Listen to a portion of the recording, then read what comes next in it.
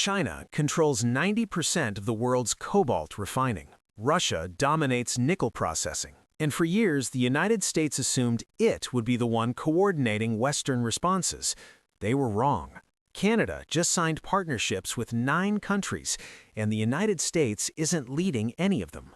That was Mark Carney speaking at the G7 summit in Toronto, October 2025.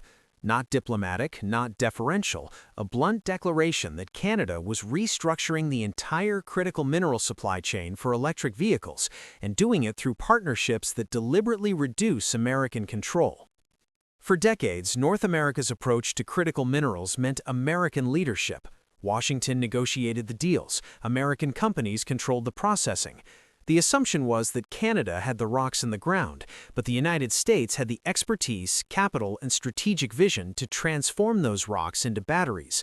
Then, Trump threatened Canadian trade and labeled Canada the 51st state.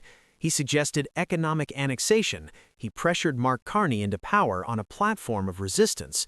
And Carney looked at the critical minerals sitting beneath Canadian soil and realized something Washington had taken for granted. Canada is the only Western nation with all the minerals needed to build electric vehicle batteries from start to finish. Lithium, nickel, cobalt, graphite, rare earth elements. Canada has them all. The global electric vehicle battery market is projected to be worth over $400 billion by 2035. For years, everyone assumed that value would flow through supply chains coordinated by the United States, American refineries, American processing facilities, American companies taking their cut at every stage. Carney just signed $6.4 billion in partnerships with Europe, Japan, Australia, and others to build that supply chain without American intermediaries. And the United States is watching the most valuable industrial transformation of the century happen right next door, with diminishing ability to profit from it or control it. Tonight, we're showing you how Canada turned critical minerals into leverage, how European and Asian partnerships are replacing American coordination, and how the electric vehicle revolution that was supposed to be led by the United States is being built around a Canadian supply chain that deliberately bypasses Washington. But first, if you appreciate this analysis, please like the video and subscribe. Most people don't consider what's inside an electric vehicle battery. Lithium, nickel, cobalt, manganese, graphite, rare earth elements for the motors. These aren't exotic materials. They're minerals that have been extracted for decades. But the quantities required for the electric vehicle transition are staggering. A single EV battery contains roughly 8 kilograms of lithium, 35 kilograms of nickel, 14 kilograms of cobalt, and 50 kilograms of graphite. When you're manufacturing millions of vehicles annually, those numbers scale exponentially. Global lithium demand is projected to grow 11 to 17 times current levels by 2050. Nickel, cobalt, and graphite demand will increase 6 to 8 times. The International Energy Agency estimates that meeting net zero targets requires 6 times more mineral inputs than current production levels. Here's the challenge. The supply chains are completely concentrated. China controls 94% of refined graphite, 92% of rare earth processing, 78% of cobalt refining, 71% of lithium processing. Indonesia dominates nickel mining with over 50% of global supply. For Western countries trying to build electric vehicle industries without depending on China or geopolitically unstable regions, this is catastrophic. You can mine the raw materials anywhere, but if all the refining happens in China, you're still dependent on Chinese supply chains. Canada has always had the raw materials: massive nickel deposits in Ontario, Manitoba, and Quebec, lithium across Quebec and Alberta, graphite in Quebec, cobalt as a byproduct of nickel mining, rare earth element deposits that are among the world's richest. But for decades, Canada exported raw materials that were then processed elsewhere, mostly in China, some in the United States. Canadian mines shipped unprocessed ore, Chinese refineries turned it into battery-grade materials, American and European manufacturers bought the processed materials and built batteries. Canada got paid for the rocks, China got paid for the processing, and the value-added work that creates high-paying jobs and strategic control happened outside Canada. When Western nations started worrying about Chinese dominance of critical mineral supply chains, the default assumption was that the United States would coordinate the response. American capital would finance the mines, American technology would build the processing facilities, American expertise would integrate the supply chains. There was logic to this.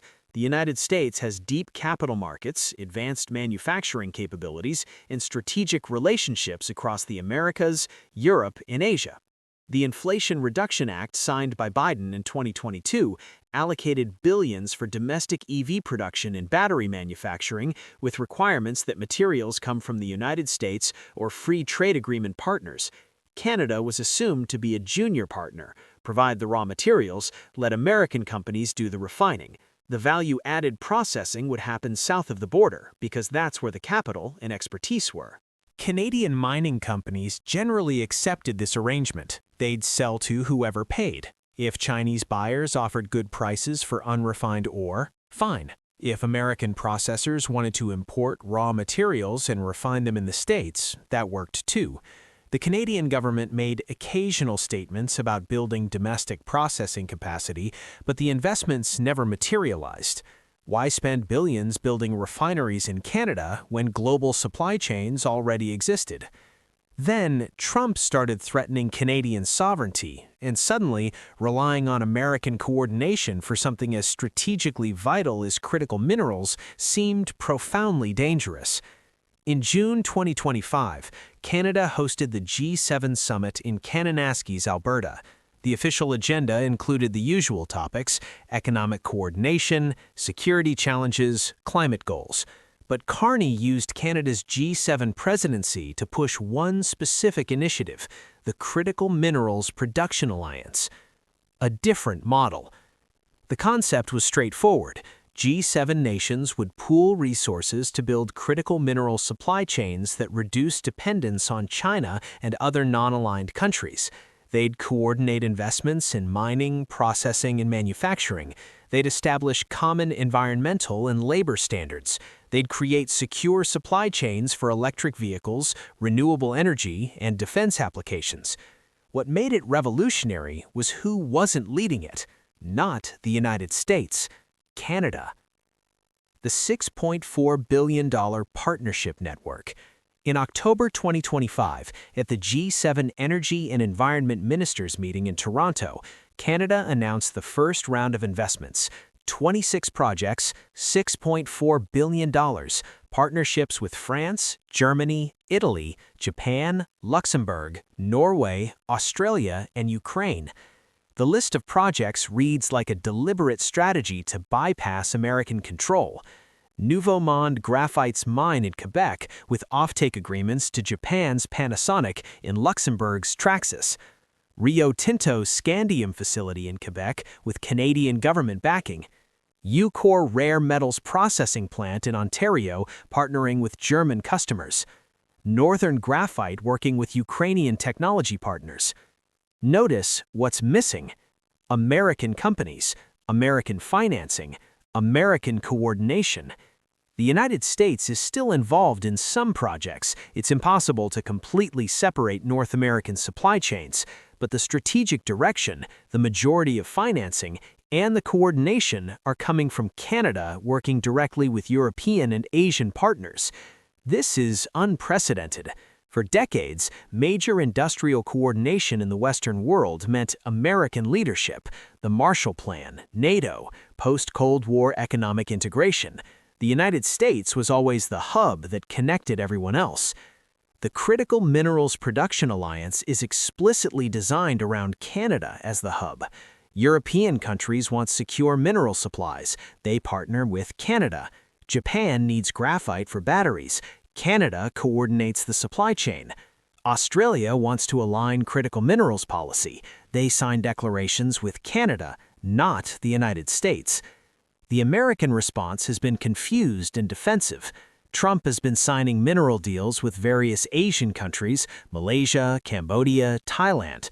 But these are reactive moves trying to secure supplies that were already flowing to American markets anyway. What Trump hasn't grasped is that Canada isn't just securing supplies. Canada is building integrated supply chains where the value-added processing happens in Canada or in partner countries, not in the United States. Take graphite. It's essential for battery anodes. China controls 94% of global refining. The only way to break that monopoly is to build new refining capacity in secure locations. Nouveau Monde Graphite is building exactly that, a fully integrated mine-to-battery material operation in Quebec with Canadian government support in partnerships with Japanese and European companies. The refined graphite will go directly to battery manufacturers in Asia and Europe through supply agreements that bypass American intermediaries entirely. The rare earths example. Or consider rare earth elements. Ucore Rare Metals is building a processing facility in Kingston, Ontario. Partnerships with German industrial customers, feedstock from Australia, technology that can process multiple rare earth types. When it's operational, Europe will have a secure supply of rare earths for electric motors and wind turbines, sourced through Canada, not the United States. The pattern repeats across the entire supply chain. Lithium processing facilities with European partnerships, nickel refineries coordinating with Asian battery manufacturers, cobalt production linked to defense industries through NATO countries. At every stage, Canada is positioning itself as the connector between raw materials and end users, replacing the role the United States assumed it would play. And once these partnerships are established and infrastructure is built, they're very difficult to reverse.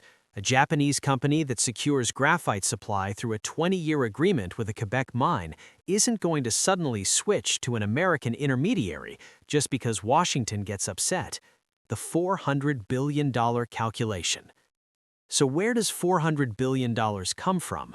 It's the projected value of the global EV battery market by 2035, currently worth roughly $150 billion annually, growing at over 20% per year. Canada won't capture all of that value. Battery manufacturing is distributed globally. But the critical minerals that go into those batteries, Canada is positioning to control a massive share of the Western world's supply. Value breakdown. Consider the value breakdown. Raw minerals represent maybe 10 to 15% of battery cost, but refined battery-grade materials represent 30 to 40%. Processing adds enormous value. If Canada captures even 20% of the Western world's battery material supply, which is realistic given current partnership trajectories, that's $80 billion annually by 2035. Over a decade, you're looking at $500 billion in cumulative trade. But the strategic value goes beyond direct sales. Control over critical mineral supply chains means influence over where battery factories get built, which companies get reliable access to materials, and how the entire electric vehicle industry develops. Volkswagen is building battery plants. Where will they source materials? If Canadian refineries with Japanese partnerships control the secure Western supply, then Tesla's procurement decisions flow through Canada-coordinated supply chains. This is what the United States is losing. Not just the dollar value of critical mineral sales, but the strategic position of being the coordinator and gatekeeper for Western industrial supply chains. Why choose Canada over America? The obvious question is, why partner with Canada instead of the United States? First, reliability. Trump has demonstrated that American policy can shift dramatically based on political whims. Tariffs appear, trade agreements get renegotiated, strategic priorities change. European and Asian countries have learned they can't build long-term industrial strategies around American commitments that might evaporate after the next election. Canada offers policy stability. The critical mineral strategy has cross-party support. Provinces are aligned on building processing capacity. The investments are structured for decades, not election cycles. Second, geology. Canada actually has the full range of minerals needed. The United States has some lithium, limited rare earths, virtually no nickel or cobalt in economically viable quantities. Partnering with Canada means access to comprehensive supply, not piecemeal solutions. Third, standards. Environmental and labor standards matter. European companies face intense scrutiny over supply chain ethics. Partnering with Canadian projects operating under stringent environmental regulations and strong labor protections provides defensibility that sourcing from lower standards jurisdictions doesn't. Fourth, partnership model. Most importantly, Canada is offering actual partnership rather than subordination. The United States historically approached allies with, "We'll coordinate, you follow our lead." Canada's approach has been, "Let's build this together with mutual benefit." Germany doesn't want to depend on American intermediaries for critical minerals. They want direct relationships with secure sources. Canada offers exactly that. Mines and processing facilities that German companies can invest in, with supply agreements that give them priority access and strategic security. Japan needs to diversify away from Chinese battery material supplies. The United States is geographically distant and has limited domestic resources. Canada is across the Pacific with massive reserves and a willingness to structure supply chains around Japanese manufacturing needs. The result? The result is that while the United States assumed it would be essential to any Western critical minerals strategy, European and Asian countries are discovering they can achieve their objectives by working primarily with Canada and treating the United States as optional. The locked-in trajectory. The transformation is just beginning, but the trajectory is locked in. By 2030, Canada will have operational processing facilities for graphite, rare earths, lithium, and nickel, with production capacity sufficient to supply substantial portions of Western demand. Those facilities will be integrated into supply chains coordinated through Canadian government partnerships with European, Japanese, and Australian counterparts. American companies can participate, but they won't control the flow or set the terms. Economic benefits for Canada.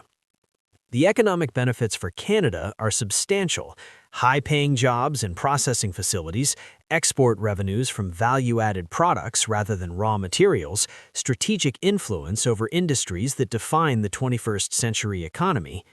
Strategic implications are even larger. Canada becomes a genuine power broker in the clean energy transition. European security from Chinese supply chain dominance flows through Canadian partnerships. Asian manufacturing competitiveness depends on Canadian critical minerals access. And the United States? Washington ends up as a customer rather than a coordinator.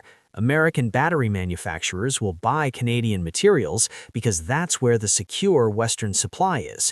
American EV companies will structure procurement around Canadian-European supply chains because those are the chains that exist in function. Trump's strategic blunder. Trump expected Canada to fold. He assumed threats would force Canadian submission on trade, that economic pressure would make Canada desperate for American partnership.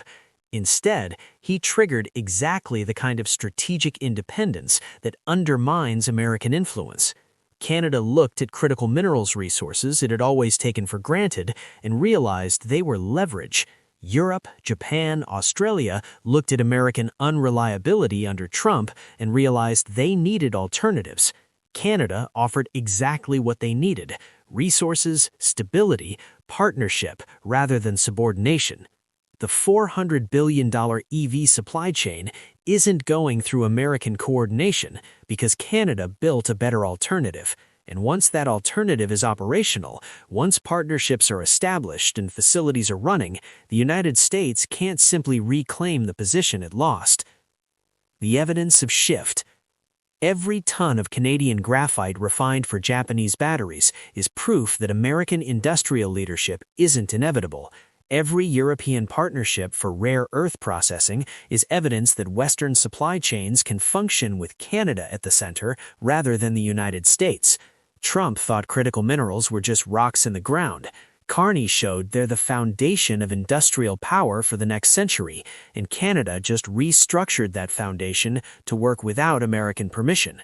The United States isn't locked out completely, but it's no longer driving the car. It's riding in the back seat, watching Canada and Europe build the future through the windshield, realizing too late that the keys were never really in Washington's hands.